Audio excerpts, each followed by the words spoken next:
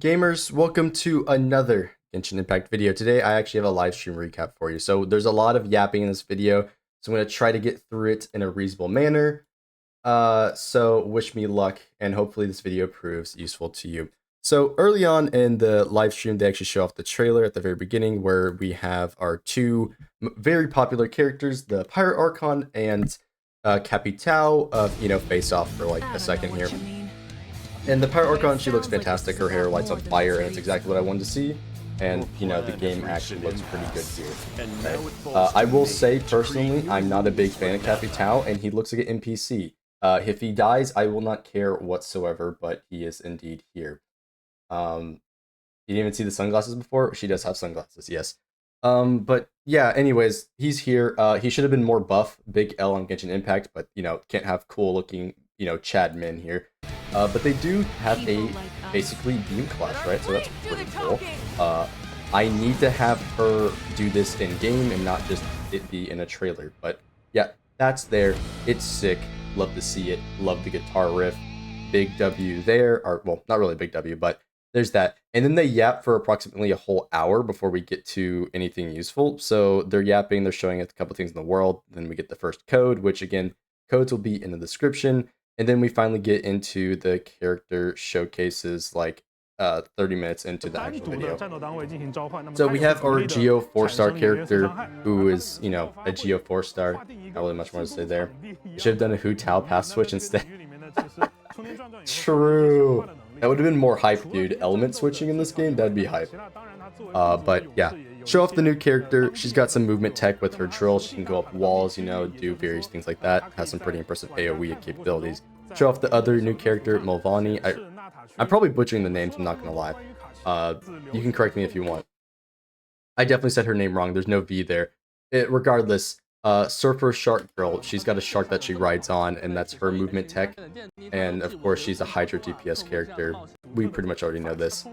They talk about her, as a character and what we're gonna do with her part of the story, as well as what you can do with her movement ability, like run across the water with the prep, all that good stuff. And then we get Kinich. I believe I said his name correctly this time. I could be wrong, but regardless, he also has a unique movement tech who does actually look pretty cool. He can grapple hook, so hopefully that'll be fun for players that summon for him. I myself am skipping everybody here because I only care about the Pirate Archon personally. And furthermore, we have a bunch of yapping in the live stream. There is one small thing to note, though. We don't actually get the Pyro MC at launch. They specifically pointed this out that we won't be getting him. The reason is probably because it has to do with the Pirate Archon's kit. I'm not saying we're going to be like granted the Pirate Archon's powers, but all the other previous MCs had some relation to the Archon's kit, and so that's probably what it is here. They just didn't do it at the launch of Natlan, right? It's going to be at a later point, probably in 5.2, 5.3, whenever the Pirate Archon would come out, right? So there's worth noting that. They also show off a couple other things like the other characters, and that she's apparently Electro. I didn't know that, but hey, cool. Another Electro DPS is just going to be a downgrade of Kaching at the end of the day. We have the weapon banners and character banners here. So the Pirate Archon is Zhang true. We've got the Kazuha rerun alongside the new 4-star being first half, and then after them we have the Raiden Shogun rerun. And again, nothing new here. Right after this, they show off the series of free-to-play weapons that we'll be getting for the new region. Of course, we're going to be, collecting new billets in order to craft these new weapons. Just like before, there's going to be a bunch of unlock requirements to actually get to these weapons, right? After this, there's actually going to be a social media campaign that they're going to do where everybody has to get together to cheer on this and actually get copies of the free-to-play weapon and what looks like a resource pack in the back there. This is a social media campaign, obviously, really good for boosting the game and people talking about it. However, it's free-to-play weapons, there's no primos, and I think it's kind of cringe for that reason. But people are going to freak out, even though this realistically isn't anything. You can grind up these free-to-play weapons, and it's not really a big deal. But hey, some free resources for yapping about the game even more than people already do. And then furthermore, we have new relics. So we don't actually know what the new relics do at this time, unless of course you look at leaks, but look forward to being able to farm new relics. In case nobody was keeping up with the other news, everything up until the hunter set in current Fontaine is actually going to be in the strongbox, right? So you're going to be able to strongbox all the relics that were in Sumeru up until the Fontaine set. So they're being pretty progressive in terms of putting relics in there, right? Which is nice to see because that will make farming easier for those relics. And then a bit afterwards, they talk about each of the characters individually, and then we get our second code. As I said, they'll be in the description. And then there's more yapping, talking about the movement abilities of the different bosses, not bosses. Well, I don't know what they're called. The different enemies that you can capture, sort of, and like use them for movement tech, right? Which they do show off, and their different abilities, right? So there's some cool stuff there for exploration. That's nice to see, right? Much appreciated that they're at least expanding on, exploration and gameplay there. We also have two new bosses. One big Chungus guy here who just shoots lasers at you, and then we also have a Rathalos clone who likes to set himself on fire and shoot fire at you, obviously. I mean, that's what more can I say here? And then after that, there is more information on the tribe. So there's actually going to be a new thing for the bounty system.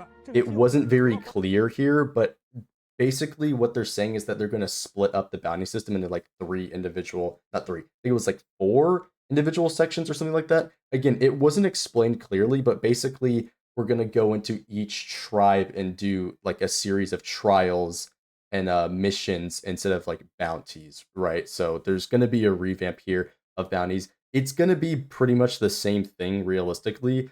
It's just obviously they're trying to diversify the bounty experience, and so we'll see how that plays out in game. Afterwards, we have the events. Now, the events do not look that interesting. I believe this is just going to be a revamp of an old event with the Dodoko one. Leyline Overflow, of course, isn't anything crazy, and it's also still limited to two different types of domains. We have the Mementos de Tevat, which is going to be another picture event, clearly. We have the Thorns and Crowns, which is most likely going to be a combat-related event. And we've got the main one of Traces of Artistry, which is going to be the main event of this update, where I presume you mess around with the different capturable animals, and this is where you're going to be getting the bulk of your pulls and resources from, as well as the free-to-play weapon. Free-to-play weapon is likely going to be for the Catalyst Shark Girl, right, that we saw, so maybe a good free-to-play option to her. We'll see. The free-to-play weapons are pretty much hit or miss in Genshin Impact, so it's just going to be what it is. There is one thing worth noting here is that they don't show any boss mats, which hopefully means the rewards for everything else are increased.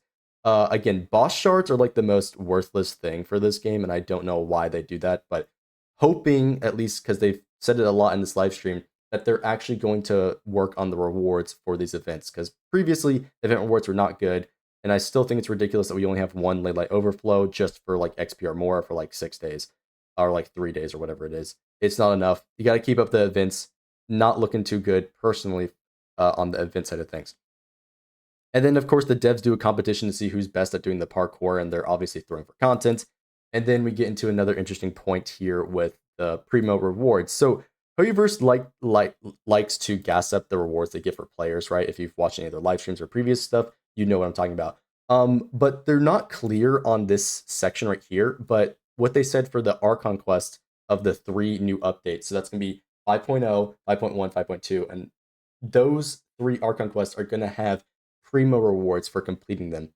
However, we can't take this as a just straight up increases Primo if we don't see the overall pulls for the remaining updates, right? This could be factored into our current pulls, and it's still going to be 60, 70 per update, which is lower compared to their other games.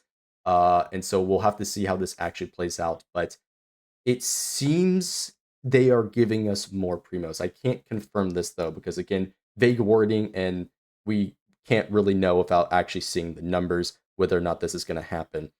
Right after this, they talk about a story skip. So there's not story skip, my bad. A story advance. So you'll be able to do a quick access into Natlan if you hit level 28 if you're a new player and you beat the Leeway missions for this main story, right? So it's going to take a bit of a grind for new players to actually get to anybody who's played the rest of the content, but at least you do have a way of actually getting to there without having to waste precious hours of your time going through old content, right? There is a revamp for the Stellar Reunion, which is going to be giving us more summons for any returning players. So that's pretty nice. You'll get up to 10 summons now instead of the previous like 5 that it was originally. So that is pretty nice. There's a couple other changes in here, like the the fact that you can now go into a character menu and target their specialties. It's going to pop up on the map. I think this should have just been a direct target instead of a circle, but at least it allows it to a bit easier be done in game, right? So you won't have to get any conflicts or like open up another web page or something, right, to play the game, right? So that's pretty nice. There's also now world level 9 and increased drops for older enemies that had low level drops. So with world level 9 is something they already announced previously in a different post. There's going to be higher boss drops. It's going to be 3 to 4 now, which is going to be great for farming up your characters, as it's going to take at least 1 day less to actually get your boss mats. So instead of like 3 something days, it's going to be like 2 days or just 1 day, even if you get lucky, right? So that's pretty cool to see that they're doing that, as well as increasing the drop rates for some of the enemies that it's kind of annoying to get the materials for. So, like the Fatui, in case you guys ever farm them for one of your Fatui characters, right? Another thing that's actually really good here is that they are changing how the relic XP system works a little bit. So we're going to be able to fodder relics directly into XP. And additionally, we're going to be getting another material from relics that we'll be able to use to actually craft relics, which I think is really cool that they're finally adding this, like their other games. And, it's sort of bringing it into parity with their other games, right? You need to complete the guidebook in order to actually unlock the feature in the first place. So if you haven't completed that for whatever reason, make sure you do. And then the actual crafting of the artifacts. You get to pick your main stat and 2 minor stats. Now, realistically, we all know it's going to roll HP and defense regardless of if you put double crit, but hopefully you guys can actually, hit that. And we can actually get a sneak peek of the relic bonus here. It looks like that's a lot of crit rate. 40% crit rate is massive. That's a pretty nice bonus. We'll have to see how that plays out in gameplay, but that's a lot of crit value right there, 40%. That's actually insane. But yeah, again, it's going to be pretty nice that you can at least guarantee that you'll have some useful stats on your actual relic, and it's going to cost you, a special currency that you get via exploring and, unlocking various things in the game. It's going to be limited, obviously. We're going to get one in the pack that I'll get to in a minute, but this is cool to see. And the fact that you can actually get, pick some substats, but like, it really just depends on how generous Hoyo is with giving out these, materials, right? And of course, you can see here they actually get it from extracting different relics. I don't know what the level or requirement is, but it looks like it's going to be a factor of what relics are being foddered and which ones are, leveled up, right? I would assume, based on the numbers I'm looking at here, it's probably a 1 level to 1 extraction. So you're going to need like 400 levels worth of relics to be able to put into an elixir. And it's also on a cooldown. So that is that's interesting. Again, we'll have to see how this plays out. We don't know all the details because they are keeping it pretty light for this stream in that regard, but yeah, there's going to be relic crafting or artifact crafting, but it is limited to some extent. Later in the live stream, they show a selectable BP, so you now be able to select what you get out of the BP, specifically if you're going for Enhancement Horus XP over Mora, so on and so on, as well as you can now pick from any of the different materials from those material ones, right? So again, there's going to be a little bit of nice quality of life there for the actual Battle Pass users. And then we get into the more juicy stuff. So there's actually going to be a new summon animation on the limited character banner. Now, this part was pretty vague. They didn't explicitly say what it actually does. But what I got from it, and again, I have this saved here just because I wanted to pull this stuff up, is this special event that happens whenever you're summoning on the character banner and you are on 50-50, right? And so if we take a look at their exact wording, and forgive me for the kind of scuffiness of this, but, doing this live, less prep there. But it says whenever it's a 50-50, players often, mention, right, there's a chance to encounter capturing radiance, which is this special animation right here. And whenever it pops up, it will definitely be the guaranteed 5-star character, right? And it says it only increases the chance of pulling the current promotional character when it's a 50-50. This isn't in fine detail, but it sounds like the rate for 50-50 is going up off of another stat. So it's like it's already 50-50 at 75, but then there's another 10% chance for it to be this special event, which to me doesn't even sound like it's an actual increase. It just sounds like it's a new animation telling you got the character. We don't have any details past that. They say you can see it later on, in game. Again, we'll have to see, right? But I really could not tell you what it is. Could be a W, could not be. We'll have to see how this plays out. Again, I wish they were going into more detail here, but they don't, and they just yap about the 50-50 for like 10 minutes.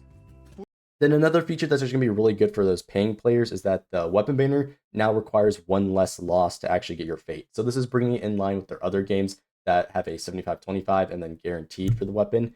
It's now still going to be your like what is it? It's like 30-30-30 or whatever it is for the two weapon or for the like series of weapons, but that first loss now means the next one's guaranteed, right? So that's pretty cool that it is now one less point for actually getting weapons, right? Hello, Blue, how you doing?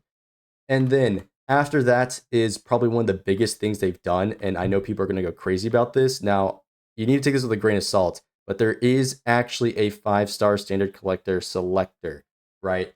Now, this is a good thing that every year we are now, and keep in mind, let me make this very clear. Every year from 5.0, we will be getting a standard 5-star selector, right? So every year you'll get one free 5-star, right? Very pog. It's actually crazy that they're finally doing this. But as you may know, most of these characters suck. I know most players are probably going to pick up Dia or like Jean, at least if you're at all caring about meta. And then also Kachin can be pretty solid. But basically the other four are just completely irrelevant. It is what it is, right? Tenori is pretty good, but yeah, again, this is very interesting to see that Hoyoverse is actually doing this. It's nice to have, of course, right? Free 5-stars, we take those. But it's not like, at least for me personally, the most hype thing ever. Because as a long-term player, I already have most of them. I'd be picking up Tenari because I don't have him. But yeah, free 5-star, huge W's where W's are deserved, like improving the weapon banner and this 5-star here. And then, furthermore, they have another trailer here that's very Zenless Zone Zero like with the aesthetic that they're going here for. So that's definitely interesting. And we have our third redemption code. And then after that, they actually talk about something that's very interesting for a lot of players is the end game. So they're actually updating the end game to make the events more streamlined so that you know which buffs work for which. And then they are also adding a new higher difficulty for players who thought this new version that they're doing is too easy. So it seems that they're just giving us a new difficulty and more rewards. So this right here is actually another massive W for Genshin that I think is actually deserved, right? And again, like this is not something to be expected, but they actually seemingly are expanding onto the end game. So this is nice to see. They do also go in and specify that there are additional rewards here. So this looks pretty damn cool. I'm not gonna lie. Hopefully they keep up this, good series of changes because those two things are really the biggest thing in this whole live stream, right? There's nothing crazier past that because unfortunately they didn't update the Chronicle banner. The Chronicle banner still sucks. There, of course, are updates to, excuse me, Genshin Impact, TCG. And then lastly, at the end of the day, you've got your Logitech collab with Ayaka. I know one of my mods is going to be really happy about this one. And then after that, of course, they do a music and then showcase with the actors. And I believe that's everything for the recap. Do we have any questions, chatters, or any things I possibly missed? Because I think that's basically everything right there, right? I think this may revive the game. I think the 5-star is going to be overblown, but I already know people freak out about anything in this game. The two big W's of this live stream, though, realistically, are the fact that there is a free 5-star every year and that they are actually updating the end game. That I think are deservedly to be talked about, but people shouldn't go too crazy about it. We need to see how some of these, pan out as they weren't very clear on the features or how it's acquired or the limitations on it, right? So keep your expectations in check, right? Things do look good. And I forgot, I don't know if I mentioned, but the Archon Quest clear thing is limited time, by the way. So yeah, and Oh, I actually did forget this. So whenever the character comes out, like the newest character, there's going to be a trial that actually speeds up the grind, right? So there's going to be a special trial for this new character that's going to allow you to get up to level 60 by giving you the boss mats and stuff just immediately. So this is actually pretty cool. That I think is another thing that's worth mentioning for a grind, as this will help players with only the newest character, but that's still better than nothing, right? So that is pretty cool to see. Uh oh yeah, I didn't mention this either. We get the classic anniversary rewards, another 20 summons and a pet, which is pretty nice, right? And then what else was there? No, that's it. Yeah. So don't forget about the hoodies. Oh yeah, they showed off a lot of cool merch in the trailer. They're like wearing the hoodies based on the animals, right? And they've got these little plushies. I don't know if it's going to be available, but there's that. But that's basically it for the recap video. 20 minutes is better than a 2 hour live stream. So hopefully, you guys appreciated this video and that it helped you, you know, consume the live stream in an easier, way. Uh, they did hit some of the points I mentioned. And again, this is mostly a joke, but we're getting a free character. I don't think the game's saved, but some of the stuff is pretty nice. We actually did get new in-game content. There is still no story skip. We'll see. No new skins. Events do not look good, and they did not tease on any new characters, which is kind of unfortunate. No mention of a level increase, but the world level is going up, so we'll see where it goes with that. They did technically update the standard character by giving us a free 5-star, but the Chronicle banner is still bad. That needs to be updated. And again, we still need to see what the pool income is like in the future, but it seemingly is going up with these implementations. Quality of life, they didn't mention any of it in this live stream, so we'll see. There was mentions of it in their other like Hoyo Lab post. That is what it is. We did get crafted relics, and Paimon is still unfortunately alive. But yeah, everything looks pretty good for the game. Again, I do have some criticisms here and there, but it's not bad. I don't think this live stream is doing good at bringing in new players, minus the fact that free 5-star, right? But yeah, game does look like there's getting some positive changes. Increase event rewards, yeah, agreed. Event rewards need to go up. Hopefully, again, they're not bad, but increase them. Yeah, yeah, the -1's really good. I wouldn't even say it's a scam banner anymore. It's still a lot of summons, but yeah. That's gonna be it for this recap video. Don't forget to like, subscribe, check me out on Twitch. I wouldn't expect any more Genshin Impact content on me, except for maybe a tier list of me going back for the ultimate tier list. It's not gonna be as in depth as the last one. It's gonna be working off of that one. And so yeah, who knows? Is Genshin back? Maybe. Uh, things look pretty good, but at the end of the day, the things that matter the most is the content worthwhile? Is it good? And yeah, I'll see you guys in the next one.